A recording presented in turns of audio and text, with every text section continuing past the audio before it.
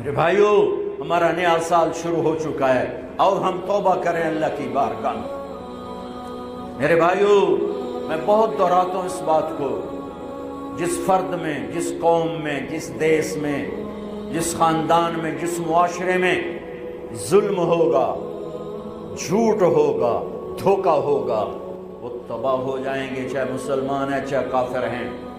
جس دیس میں، جس قوم میں، جس ملک میں، جس معاشرے میں، جس فرد میں سچائی ہوگی، انصاف ہوگا، دیانتداری ہوگی، اللہ ان کی حفاظت کرے گا، عزت دے گا، چاہے مسلمان ہیں چاہے کافر ہیں۔